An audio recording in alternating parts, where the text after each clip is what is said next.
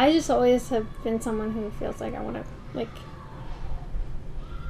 that, like, injustice makes me upset, just like I expect most people makes them upset, and like, and I also like to participate in my world that I'm in, you know, in some way. So these are just things that come, like, they're part of, like, living a rich life. Yeah. And, you know, it's not, I've never really had that identity. I don't feel like, oh yeah, like, activist, like, being an activist is an important thing. It's like, I think everyone should be an activist, you know. I don't think it should be an identity group.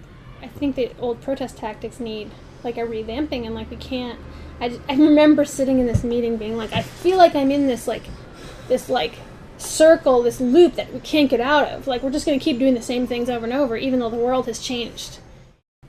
And so I just sent out an email. I'm like, hey ladies, how about we do something different? You want to, like, wear pink to the next protest together, and we'll meet up. And we met up, and we wore pink, but it was uncoordinated, and it was the most depressing protest. And then we were like, let's have a meeting. And then it became this thing, like, let's use, you know, we developed that together. We were going to do dance routines. You know what I mean? It wasn't like, oh, and we're going to open this space. Oh, and we're also going to have this seminar. And, you know, it wasn't like this it was just, it was like, it was much, I mean, one of the things was that we learned a lot of lessons. I felt like some of us, including myself, learned a lot from Lady Fests. The people who had been involved in Lady Fests. It was like, we didn't want to do something like that. We didn't want to do something totally open to whoever wanted to be part of it, A. B, that was just so massive and overarching, and like this, you know, like it had, you know, 4,000, you know, just like all these, so much, more. We just wanted to do something that was like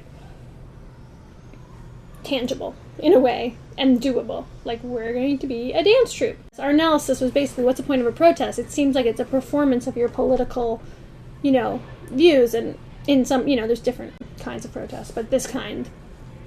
And if you're doing a performance, you might want to think about your audience and who's the audience for this. And, you know, like, we were thinking about a lot of things around those issues, and what language, you know, like, what languages, body languages, and aesthetic languages, like, would speak to a public, or they might stop for a second and stop what they're doing for a second and engage with, like, because we were like, the street should be for dancing and dialogue, not just for shopping. You know, that was one of our slogans, you know. And people will try to turn the music off and said we were being inappropriate at a protest.